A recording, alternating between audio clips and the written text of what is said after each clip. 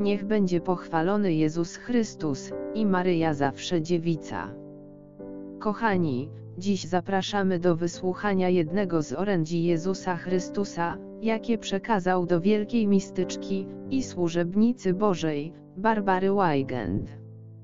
Serdecznie zapraszamy do wysłuchania całości przekazu. Moje dzieci, to mi się podoba i pragnę przyjść do Ciebie. Dlaczego nie? Czy ojciec nie tęskni, aby zobaczyć swoje dzieci po raz kolejny, zwłaszcza gdy były one nieobecne przez długi czas? Czyż matka nie tęskni za dzieckiem, zwłaszcza wtedy, gdy wie, że dziecko cierpi, że nie ma serca jak jej własne, jak serce matki? Następnie pragnie zastąpić dziecku to, co utraciło ono z zewnętrznego świata. Czyż nie jestem najwierniejszym ojcem, czyż nie jestem najczulszą matką, czyż nie jestem najbardziej kochającym oblubieńcem? I od dłuższego czasu jestem nieobecny, już od 3 tygodni nie daje się zobaczyć pośród was. Ale jeszcze bardziej niż ty tęsknisz za mną, ja tęsknię za tobą. Uwierzcie, że pragnę przyjść do was. Ustanowiłem przecież najświętszy sakrament ołtarza, abym nie musiał opuszczać moich dzieci, gdyż biorąc ciało z ich ciała wychowałem je na moich braci i siostry, i dlatego nie mogłem już dłużej oddzielać się od nich. Jak długo moje ciało i krew żyją w tym stworzeniu, tak długo ja będę żył w nim, ja, który stworzyłem to ciało i krew. Jeśli teraz przebywam wśród was, ukryty w cichym tabernakulum i nierozpoznany przez większość ludzi, wierzcie mi, że pragnę, aby serca ludzkie zjednoczyły się ze mną, i abym mógł dzielić z nimi ich trudy i niedole, pocieszając ich i pomagając im, dlatego zapraszam ich, aby przyszli do mnie, abym przyjął ich do siebie. O ileż bardziej pragnę przyjść do was, małe dzieci, skoro zstępuję tutaj, tak jak zstępuję na ołtarz, na słowo kapłana, w milczącym tabernakulum w tajemniczy sposób, którego człowiek oczywiście nie rozumie i nie może pojąć. A jednak tak jest. Jestem Stwórcą wszystkich rzeczy i mogę robić co chcę, mogę tylko chcieć, a to się dzieje. Jeśli teraz wybieram sobie jakieś stworzenie, i chcę go używać jak drewnianego tabernakulum, gdzie mieszkam, gdzie przebywam, ponieważ dzień po dniu współdziała ono ze mną w Komunii Świętej, i w ten sposób wymazuje wszystkie jego codzienne wady, jak to czynię po każdym dobrym dziele, to czyż nie wolno mi łączyć się z nim jak chcę? Czy nie powinno mi być wolno używać tego stworzenia, aby przez to stworzenie uczynić się dla was zrozumiałym, aby przez to stworzenie przemówić do was?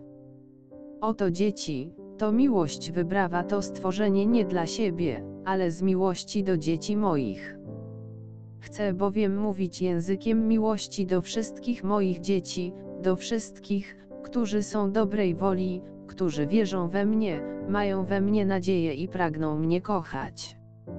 A ponieważ wiem, że jest jeszcze wielu, którzy chętnie słuchają moich słów, bez względu na to, jak bardzo są zrugani w codziennych wydarzeniach, to i tak zawsze cieszą się, gdy usłyszą ode mnie życzliwe słowo. Dlatego wierzcie mi, że czas, w którym będę mógł przyjść do was ponownie, będzie dłuższy niż wy sami, bo nie znacie miłości, miłości Boga, miłości, która przynagla was do komunikacji, miłości, która nie może być sama, która może unieść wszystko, co stoi na jej drodze, bo chce unieść wszystko ze sobą. Bo miłość jest szczęśliwa. Ten, kto kocha, jest szczęśliwy, nawet jeśli musiałby się obejść bez wszystkiego. Ale miłość jest szczęśliwa tylko wtedy, gdy jest w swoim źródle, z którego wyszła. Miłość wyszła ode mnie i ja jestem jej źródłem, i nie spocznie, dopóki nie powróci do swego źródła, do swego Stwórcy. Patrzcie, dzieci moje, nie musi was to denerwować, że musicie tyle cierpieć, że uderzam was uciskami wszelkiego rodzaju, utrapienie od wewnątrz i od zewnątrz, utrapienie od świata, od dzieci ludzkich tego świata, utrapienie od nieprzyjaciela, od waszego przeciwnika, utrapienie wreszcie od was samych, bo każdy człowiek musi znosić straszną walkę, bo dwa duchy walczą o jego duszę, o jego błogość. Dlatego wytrwaj, moje dziecko, dobrze wykorzystaj ten czas i wiedz, że tylko w cierpieniu, tylko w walce znajdziesz dobro. Tylko ten, kto walczył zgodnie z prawem, osiągnie nagrodę zwycięstwa. A wy wszyscy, którzy macie uczestniczyć w mojej błogości, wszyscy macie przejść bitwę, i przejść ją dobrze. Dlatego przychodzę do was, moje dzieci, dlatego mówię językiem, którego nie chce się zrozumieć, który uważa się za prostacki i niemądry, ponieważ jest to język maluczkich, tych, którzy zostali odsunięci przez świat, ponieważ jest to język wzgardzonych i odrzuconych dzieci mojego serca.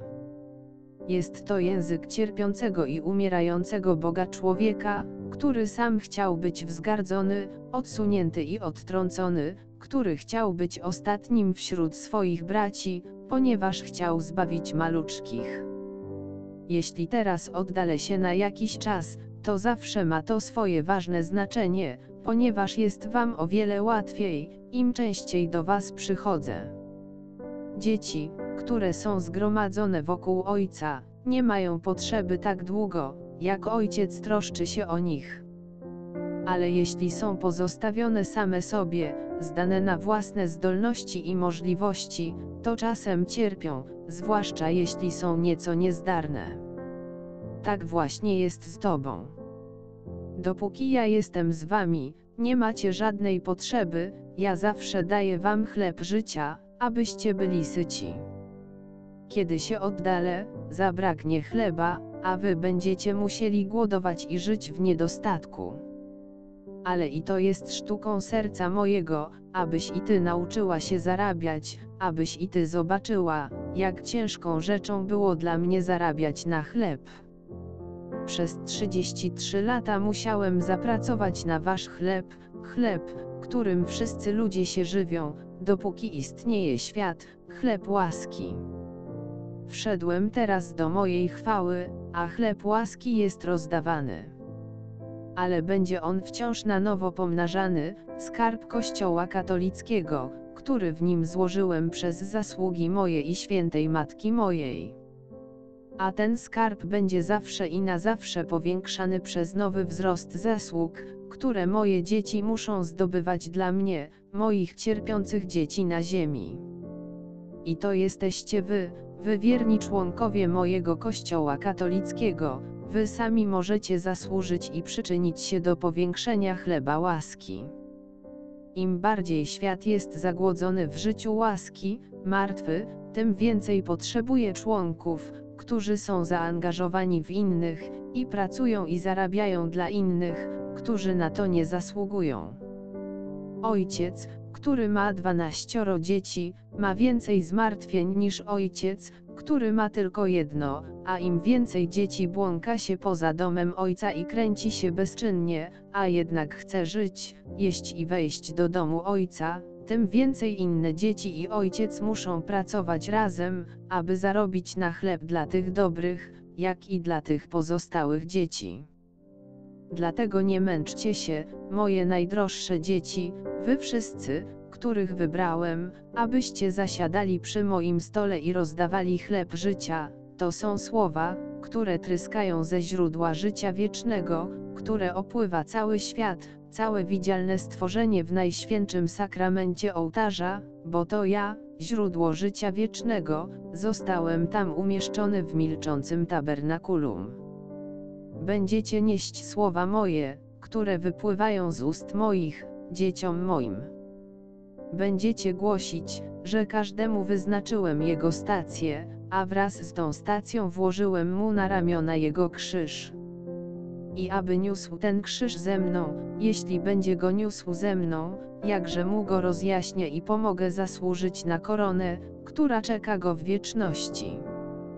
Wielkie niebezpieczeństwo czyha na mój lud, a im bliżej zbliża się niebezpieczeństwo, tym bardziej lekkomyślny staje się mój lud.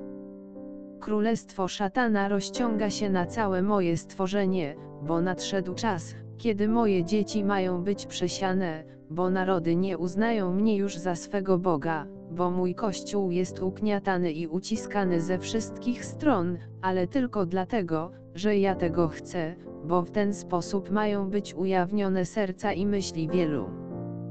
Wielu bowiem członków mojego Kościoła stało się leniwymi, dlatego pozostawiłem to szatanowi, aby korzystał ze swej mocy i ze swej niegodziwości w moim stworzeniu. Dlatego radujcie się, że jesteście zaliczani do tych, którzy muszą znosić to męczeństwo. I powiedz wszystkim moim drogim dzieciom, wszystkim tym, którzy czytają Pismo Święte, którzy słyszą moje słowa, że jeśli nie chcą się wstydzić otwarcie i swobodnie wyznawać swojej wiary, to zaliczam ich do najdroższych dzieci mojego serca, do tych, którzy dążą do świętości i kiedyś zdobędą koronę, chwalebną koronę, która wyróżniać ich będzie przed ich współbraćmi przez całą wieczność.